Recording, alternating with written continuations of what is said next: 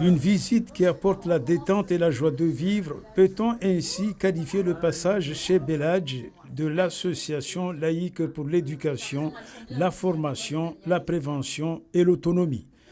Accompagné de 6 membres des Scouts Guide France venus de Marseille, cela fait émoi, l'ALEFPA, qui œuvre donc sur plusieurs fronts médicaux, sociaux et éducatifs, vient à la rencontre de Beladj, 22 ans, souffrant de polyhandicap. De quoi raviver la flamme autour du jeune homme et de son entourage. Nous sommes très ravis de votre passage. Vraiment, ça nous réconforte. Ça nous encourage à aller de l'avant.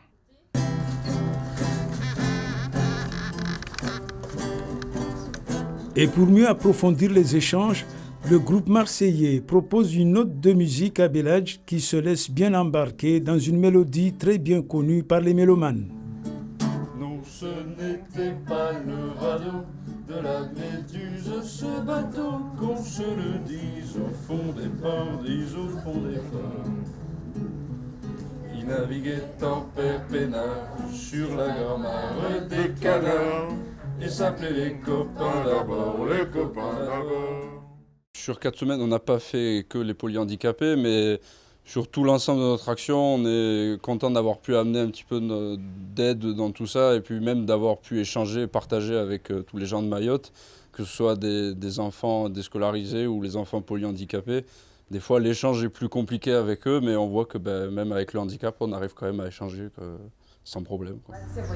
Dans sa politique de renforcer ses actions auprès des familles qui vivent dans la grande dépendance, l'ALEFPA multiplie notamment la présence physique des professionnels de santé. On l'aide à faire des activités, par exemple, on travaille sur l'hygiène, comment être propre sur lui-même, à manger tout seul, comme ça, ça libère un peu au papa les tâches qu'il doit faire sur lui. Et aussi, on sort dehors pour qu'il puisse voir d'autres personnes à l'extérieur et aussi voir d'autres paysages. Le fait de voir venir à domicile régulièrement des équipes avec un infirmier, un aide-soignant, une ergothérapeute, une psychomotricienne, une psychologue, en fait voilà, cette équipe qui est pluridisciplinaire et qui intervient à domicile, effectivement apporte non seulement le maintien des compétences et le développement de l'autonomie des enfants, mais apporte aussi une bouffée d'air, j'ai envie de dire, aux parents qui souvent se sentent seuls. Mais il n'y a pas que le handicap ou le polyhandicap.